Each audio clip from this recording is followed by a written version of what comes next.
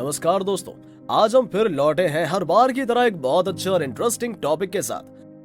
काला धन के बारे में तो आप लोगों ने जरूर सुना होगा, लेकिन बचपन में जब हम काला धन नाम सुनते थे तो हमें समझ में ही नहीं आता था कि काला धन किसे कहते हैं। हमको लगता था कि ये किसी अन्य प्रकार का पैसा होता होगा, लेकिन सच में अगर देखा जाए तो इसकी सच्चाई के बारे में बहुत ही कम लोगों को पता है। आजकल काला धन को बढ़ावा देने के लिए बहुत मनी लॉन्ड्रिंग की जा रही है। हालांकि सरकार ने इस मनी लॉन्ड्रिंग से बचने के लिए कई सारे नियम बनाए हैं, जिसमें PMLA और FATP नियम है। तो अब हम लोग इसे पूरी तरह से समझते हैं कि ये सब क्या है। काला धन वो होता है जिस पर कोई भी आदमी टैक्स नहीं देता है, वो काला धन हो गया, मतलब गलत तरीके से कमाया हुआ धन। अब आप कहोगे कि हमारे पास तो 20,000 रखा हुआ है और हमने इस पर कोई टैक्स नहीं दिया है, तो ये हमारा काला धन हो गया। बिल्कुल नहीं, वो आपका सही पैसा है। भारत में जिसकी आमदनी सालाना 5 लाख से ज्यादा है, उसे टैक्स भरना पड़ता है। मुख्यतः हम लोग दो तरह से टैक्स भरते हैं, एक GST और दूसरा इनकम टैक्स। अगर देखा जाए तो 30% इनकम टैक्स हो गया और 18% GST तथा 2% बैंक चार्ज करती है। मतलब अपनी कमाई का आधा हिस्सा हमें सरकार को देना पड़ता है। अगर कोई आदमी सालाना 20 करोड़ रुपए कमाता है, उसे 10 करोड़ सरकार को देना होता है टैक्स के रूप में। इसी टैक्स को बचाने के लिए लोग हवाला बाजार या फिर मनी लॉन्ड्रिंग की सहायता लेने लगते हैं। लेकिन आपको पता होना चाहिए कि इसी टैक्स से हमारा देश चलता है। सरकार के पास जो पैसा आता है वो इसी सब रूप में जाता है। अब हम समझते हैं हवाला बाजार क्या है और मनी लॉन्ड्रिंग क्या है। सबसे पहले हम बात करते हैं हवाला बाजार क्या होता है। हवाला बाजार में एक देश से दूसरे देश को गलत तरीके से पैसे भेजे जाते हैं। अगर आप किसी बैंक के जरिए पैसा भेजते हैं तो बैंक के पास तो आपकी पूरी जानकारी होती है। वहां से फिर सरकार को पता ही चल जाएगा और जैसे ही आप 50 करोड़ या 100 करोड़ भेजेंगे तो आपको टैक्स भरना पड़ जाएगा। इसलिए इस सब से बचने के लिए जगह जगह पर हवाला बाजार के एजेंट बने होते हैं। अगर आपको दुबई से भारत में किसी भी व्यक्ति को 100 करोड़ रुपए भेजने हैं तो आपने पैसा दुबई के हवाला एजेंट को दिया कि ये हमारा 100 करोड़ भारत में इस व्यक्ति के पास पहुंचना चाहिए। उस समय आपको बस एक पासवर्ड दिया जाएगा और कुछ नहीं। वो पासवर्ड आपको उस आदमी को बताना होगा जिसे आपने पैसा देना है। उसके बाद वो पैसा दुबई में ही रहता है, लेकिन यहाँ उस आदमी के पास एक एजेंट पहुंच जाता है। यहाँ के उस आदमी से वो पासवर्ड पूछा जाता है। अगर उसने वो पासवर्ड सही से बता दिया तो उसे 100 करोड़ रुपए दे दिए जाते हैं। अब दुबई से फिर उस एजेंट के पास पैसा कैसे पहुंचता है, ये भी यहाँ पर बहुत बड़ा सवाल है। तो वो पहुंचता है मनी लॉन्ड्रिंग की मदद से।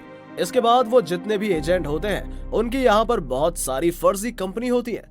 तो अब दुबई से इस कंपनी में पैसा इन्वेस्ट किया जाता है और कुछ साल बाद फर्जी कागज बनाकर सरकार को दिखा दिया जाता है कि ये कंपनी घाटे में चली गई। इस तरह से फिर इसके पास दुबई से पैसा आ जाता है। मुख्यतः ये सब काम बड़े बड़े बिजनेसमैन ही करते हैं और इस तरह से सरकार को चकमा देकर अपना काला धन एक देश से दूसरे देश बेचते रहते हैं। लेकिन इसमें भी कहीं ना कहीं दिक्कत है, क्योंकि जब दुबई से या कहीं से किसी कंपनी के नाम पर पैसा भेजा जाता है तो सरकार के पास दोनों की खबर रहती है, किसने भेजा और किस कंपनी के नाम पर भेजा। तो इसके लिए बहुत से गरीब देशों ने अपना एक नियम बनाया हुआ है, जहां सिर्फ और सिर्फ ऐसे ही पैसे भेजे जाते हैं और वो देश यही सब करके पैसे कमाते हैं। टैक्स ये लोग भी लेते हैं, लेकिन ऐसा नहीं है कि ये लोग फ्री में करते हैं, लेकिन ये लोग कम टैक्स लेते हैं। इसमें से आपने स्विट्जरलैंड का बैंक स्विस बैंक का नाम तो जरूर सुना होगा।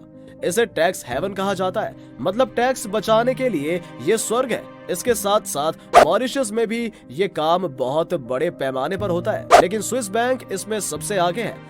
स्विट्जरलैंड में भी सीधे पैसा नहीं भेजा जाता है, क्योंकि अगर सीधा वहां पैसा भेजा जाएगा तब तो पकड़ा ही जाएगा। इसके लिए स्विस बैंक का एक गिरोह काम करता है। उसमें वो थोड़ा थोड़ा पैसा करके दूसरे आदमी के अकाउंट में डालते हैं और उसके बाद उसे पड़ोसी देश में फिर निकाल लिया जाता है। फिर वहां से कैश निकालकर दूसरे के अकाउंट में डाल दिया जाता है। फिर वहां से भी कैश निकाल लिया जाता है। इस तरह से धीरे धीरे ये पैसा स्विट्जरलैंड पहुंचता है। इन लोगों का काम भी बस पासवर्ड पर चलता है। यहाँ किसी का कोई डेटा जमा नहीं होता है, बस उसके नाम से पासवर्ड जनरेट कर दिया जाता है। ऐसे कई विकल्प होते हैं जिसकी तहत फिर पैसे वापस दे दिए जाते हैं। इसमें से सबसे ज्यादा सेल्स के नाम पर पैसा भेजा जाता है। दुबई, मॉरिशस या स्विट्जरलैंड के इस बैंक से सेल्स के नाम पर ही पैसा दिया जाता है। लेकिन इस कारोबार से घाटा ये है कि इसके जरिए आतंकवादी को भी पैसा भेजा जाने लगा, क्योंकि पैसा किसके पास जा रहा है ये तो किसी के पास रिकॉर्ड ही नहीं रहता है। इसलिए पाकिस्तान ने इसके जरिए आतंकवादियों को पैसा भेजना शुरू कर दिया है। अब सरकार दूसरे देशों पर दबाव भी बना सकती है कि इस तरह के नियम कानून को हटाया जाए। हर देश अपने अपने कानून बनाए हुए हैं। स्विट्जरलैंड का नियम है कि आपको जितना पैसा हमारे बैंक में जमा करना है आप कर सकते हो, वो जानकारी हम किसी को नहीं देंगे, प्रधानमंत्री को भी नहीं। इंग्लैंड का अपना एक अलग ही नियम है। उसका कहना है कि जो हमारे पास आएगा उसे हम मेहमान की तरह स्वागत करेंगे, चाहे वो कोई भी जुर्म करके आया हो। इसीलिए विजय माल्या, नीरव मोदी जैसे लोग भारत को लूटकर वहां बैठे हैं। हर देश का अपना नियम होता है। इस सब को कम करने के लिए दो प्रकार के कानून बनाए गए, एक भारत सरकार ने बनाया और दूसरा पूरे विश्व स्तर पर बना है। विश्व स्तर के लिए 1989 में एक एक्ट बना, फाइनेंशियल एक्शन टास्क फोर्स। इसमें नजर रखी जाती है कि किस देश से सबसे ज्यादा इन्वेस्ट किया जा रहा है। जिस देश से सबसे ज्यादा पैसा इन्वेस्ट किया जाता है उसे फिर वार्निंग दी जाती है कि आपके देश से सबसे ज्यादा मनी लॉन्ड्रिंग हो रही है और उसे ग्रे लिस्ट में शामिल कर दिया जाता है। इससे पूरे विश्व भर में उसकी छवि खराब हो जाती है। अब दूसरे देश के लोग वहां व्यापार नहीं करना चाहते हैं, जिसके कारण उसकी आर्थिक स्थिति खराब होने लगती है और ना ही इंटरनेशनल बैंक उस देश को जल्दी लोन देना चाहते हैं। यदि उसके बाद भी वो देश नहीं सुधरता है तो वो अपना पैसा गलत तरीके से आतंकवाद को या फिर किसी माफिया को देता रहता है, तो उसके बाद उसे ब्लैक लिस्ट में शामिल कर दिया जाता है।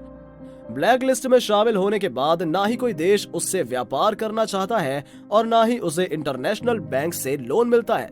हालांकि कई देश चाह रहे हैं कि पाकिस्तान को अब ब्लैक लिस्ट में डाल दिया जाए। लोन देने के लिए इंटरनेशनल लेवल पर मुख्यतः 3 बैंक हैं, IMF, वर्ल्ड बैंक और ADB, एशियन डेवलपमेंट बैंक। अगर कोई भी देश ब्लैक लिस्ट में शामिल हो गया तो उसे ये तीनों बैंक लोन नहीं देंगे। ना ही कोई भी देश वहां अपनी कंपनी खोलेगी और ना ही कोई भी देश वहां अपना पैसा इन्वेस्ट करेगा। इससे उस देश पर इतना बुरा असर पड़ेगा कि वो देश पूरा कंगाल हो जाएगा। वहां बेरोजगारी और भुखमरी बढ़ जाएगी। भारत सरकार ने भी इसके लिए 2002 में PMLA बनाया, prevention of money laundering act. इसके तहत नियम बनाया गया कि अगर आप मनी लॉन्ड्रिंग में पकड़े गए तो 3 साल की जेल हो सकती है और आप पर जुर्माना भी लग सकता है। दोस्तों, अगर आपको ये वीडियो अच्छी लगी हो तो अपने सोशल मीडिया पर जरूर शेयर करें। उम्मीद करते हैं कि आपने ये फैक्ट बाबा हिंदी चैनल अब तक सब्सक्राइब कर लिया होगा, जिससे हमारी अगली इंटरेस्टिंग वीडियोस आप तक पहुंचती रहेंगी। अगर आपके पास किसी भी तरह के सुझाव है तो कमेंट बॉक्स में जरूर बताएं, ताकि हम अगली वीडियोस को और बेहतर बना सके। चलिए मिलते हैं एक नई वीडियो के साथ, तब तक के लिए नमस्कार।